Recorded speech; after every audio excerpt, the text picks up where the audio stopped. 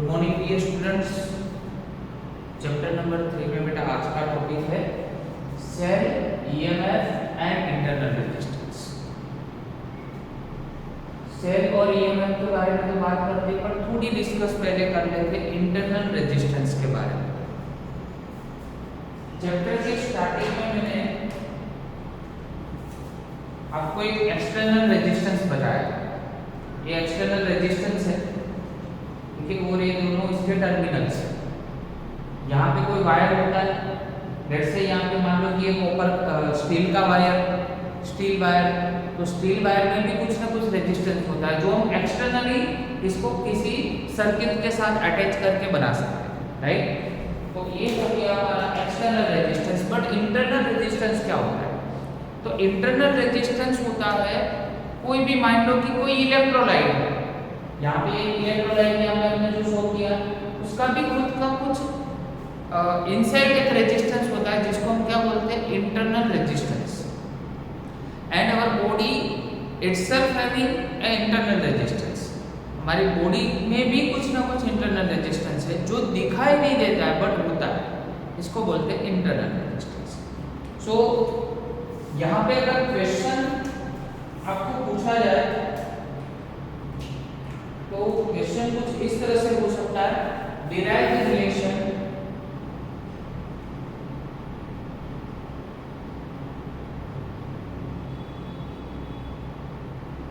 V is equal to E minus IR।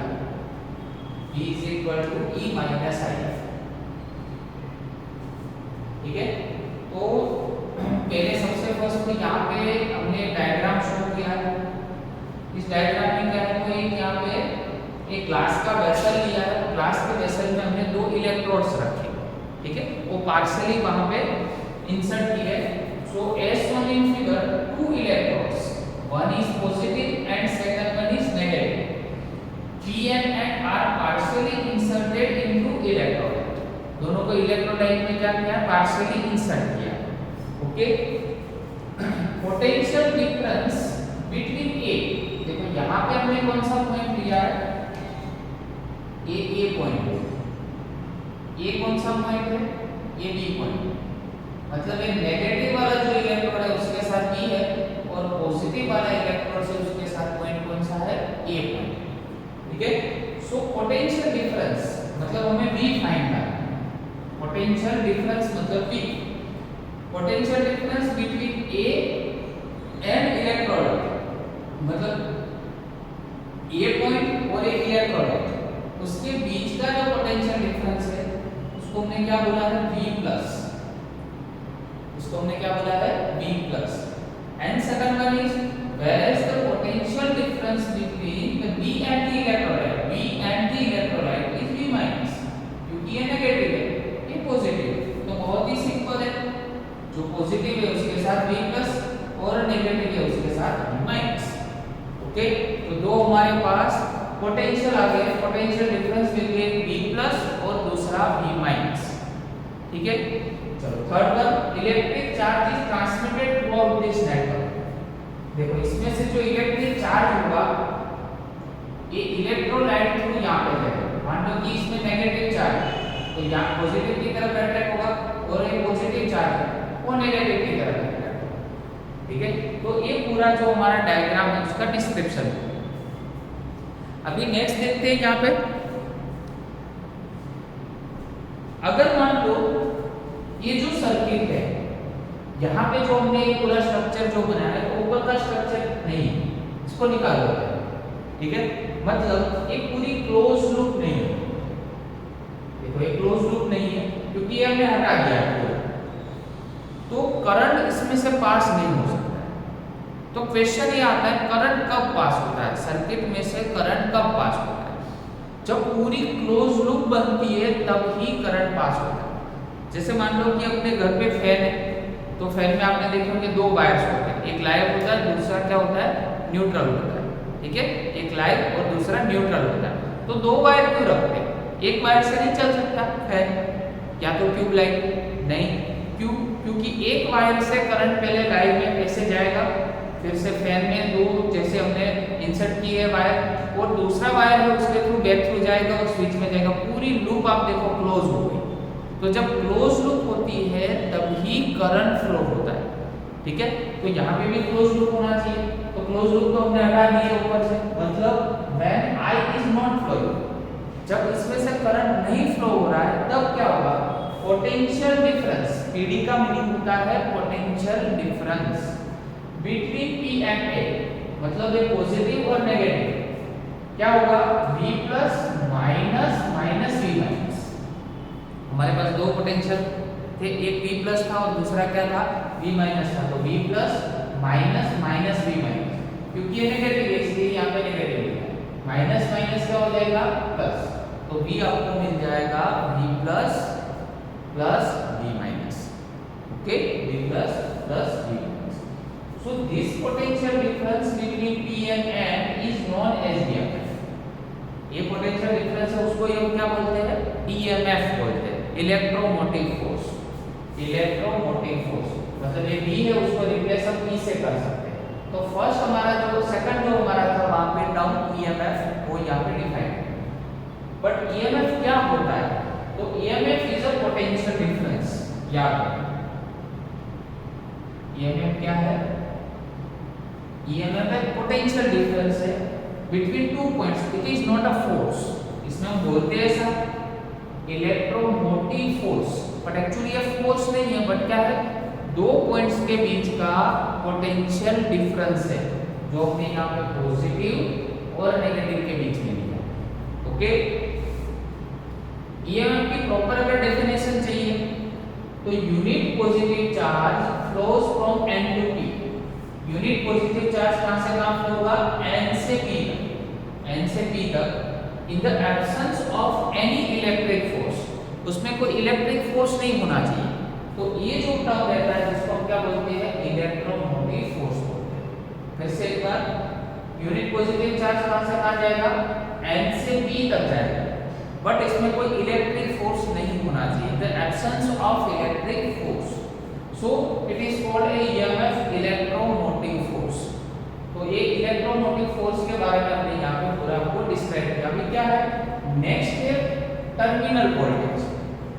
देखो terminal voltage पहले किसको बोलते हैं, टर्मिनल वोल्टेज मतलब दो टर्मिनल के बीच में होता है, जैसे यहाँ पे दो टर्मिनल कौन कौन से, तो एक पॉजिटिव है दूसरा नेगेटिव, P और N, ठीक है। तो उसके बीच का टर्मिनल वोल्टेज अगर इस डायग्राम और इस थियरी में हमें प्रॉपरली अगर सुटेबल करना हो तो कैसे हो सकता है, तो टोटल V हमारे पास है, तो V इज इक्वल टू क्या होगा, एक तो potential difference across A and electrolyte, मतलब A और इलेक्ट्रोलाइट, इलेक्ट्रोलाइट मतलब ये वाला जो लिक्विड है वहां, सेकंड कौन सा है, तो potential difference across B and electrolyte, मतलब B और इलेक्ट्रोलाइट ऐसे कर, और थर्ड कौन सा होगा, potential difference across A and B। अभी हम A और B की जब बात करेंगे तब टोटली इलेक्ट्रोलाइट की बात होगी, क्योंकि हम यहाँ के अंदर की बात कर रहे हैं, ठीक है, पूरा जो वेसल है, ग्लास का वेसल है, उसके अंदर की बात कर रहे हैं। तो याद रखो ये जो इलेक्ट्रोलाइट है वो इलेक्ट्रोलाइट में भी कुछ ना कुछ क्या होता है, इंटरनल रेजिस्टेंस होता है, जिसको हम R बोलते हैं, स्मॉल r। सो A और इलेक्ट्रोलाइट के बीच में A तो कौन सा था, तो A तो किसके साथ कनेक्टेड है, पॉजिटिव के साथ, मतलब इसके लिए पोटेंशियल डिफरेंस होगा V प्लस, B किसके साथ कनेक्टेड है, तो नेगेटिव के साथ, देखो तो वहां पे पोटेंशियल डिफरेंस कितना होगा, V माइनस। तो रही बात A और B की, तो A और B है ये तो इंटरनल रेजिस्टेंस के थ्रू है, क्योंकि इलेक्ट्रोलाइट में भी कुछ ना कुछ इंटरनल रेजिस्टेंस होता है। तो हमारे पास फॉर्मूला है ओम्स लॉ का, V = IR। अभी यहाँ पे तो हमारे पास इंटरनल रेजिस्टेंस ऑफ क्या है, इलेक्ट्रोलाइट, तो कैपिटल R को हम रिप्लेस कर देंगे स्मॉल r से। सो यहाँ पे थर्ड में आपको मिलेगा -IR, क्या मिलेगा, -IR। तो ये प्लस माइनस क्या हो जाएगा, माइनस। तो यहाँ पे क्वेश्चन याद है कि यहाँ पे हमने नेगेटिव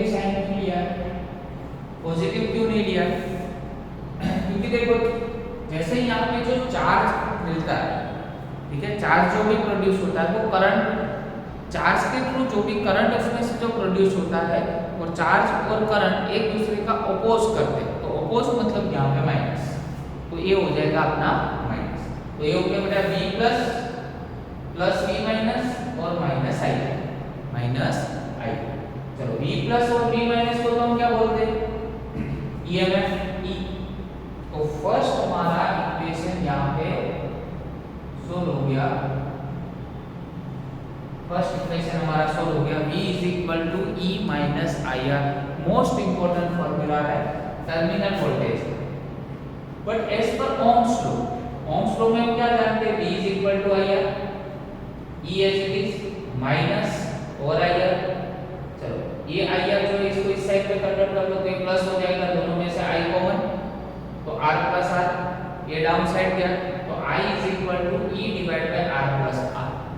ठीक है, तो ये है जो करंट फ्लो हो रहा है, ये पूरे नेटवर्क में से जो भी करंट फ्लो हो रहा है, तब इसमें से क्या है हमारा करंट का formula I is equal to E divide by R plus R। पहले देखो हमने यहाँ पे एक कनेक्ट नहीं किया, बाद में हमने क्या कर दिया, इसमें से एक कनेक्ट कर दी सर्किट, मतलब हमने एक्सटर्नल रेजिस्टेंस लगा दिया R। तो एक्सटर्नल रेजिस्टेंस R जैसे लगा दिया तो करंट फ्लो कहाँ से कहाँ हुआ, तो C to D current flow. याद रखिए इस सर्किट डायग्राम में करंट कहाँ से कहाँ फ्लो हो रहा है, current flows from C to D। ठीक है, C से D तक करंट क्या हो रहा है, फ्लो हो रहा है। अभी इसमें कुछ स्पेशल केसेस के बारे में डिस्कस करते हैं। जैसे मान लो कि पहले मैंने जैसे बताया कि ये सर्किट ओपन है, मान लो इसको हटा दिया तो सर्किट ओपन हो गई पूरी। तो ओपन सर्किट जब होती है तब उसका रेजिस्टेंस ऑलवेज क्या होता है, इनफाइनाइट होता है। याद रखो ओपन सर्किट के लिए रेजिस्टेंस ऑलवेज क्या होता है, इनफाइनाइट होता है। तो हमारे पास I is equal to E divide by R, R के रिप्लेस में क्या लिखेंगे, इनफाइनाइट, इंफिनिटी प्लस R, तो E डिवाइड बाय इनफाइनाइट क्या होगा, 1 डिवाइड बाय इनफाइनाइट ऑलवेज 0 होता है। तो याद रखो ओपन सर्किट में कभी करंट फ्लो नहीं होता है। जैसे मैंने अभी थोड़ी देर पहले ही आपको बताया कि जब भी क्लोज नेटवर्क होता है तभी करंट फ्लो होता है। ये तो ओपन नेटवर्क है, तो ओपन नेटवर्क में करंट फ्लो नहीं होता है, इसने प्रूव कर दिया। इस फॉर्मूला के तहत हमने क्या कर दिया, प्रूव कर दिया। बट जेडबलई नीट और बुस्केट के भी कुछ ऐसे पॉइंट्स है जो इस थियरी में आपको याद रखने पड़ेंगे, जो जेडबलई नीट और बुस्केट के बेस पे होते हैं। जैसे मान लो कि फर्स्ट केस ऐसा है, when the cell is not used, इस सेल को हम यूज ही नहीं कर रहे, ये पूरा एक सेल का स्ट्रक्चर बन गया।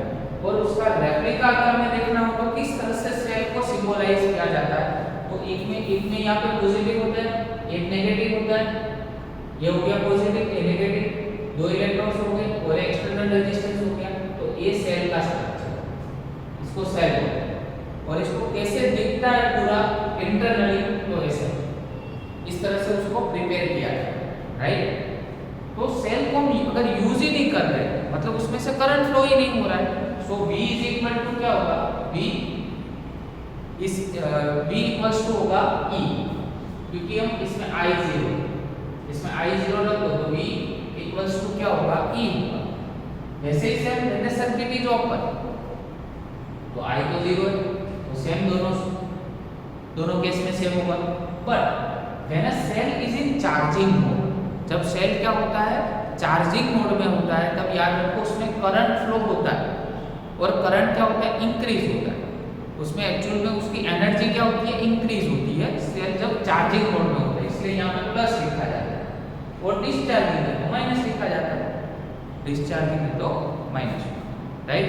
तो टर्मिनल वोल्टेज, EMF और इंटरनल रेजिस्टेंस के बीच का अगर आपको फॉर्मूला पूछे तो V equals to E minus IR, ये आपका मेन फॉर्मूला। और इसमें से करंट का अगर फॉर्मूला पूछे तो I equals to E divide by R plus R।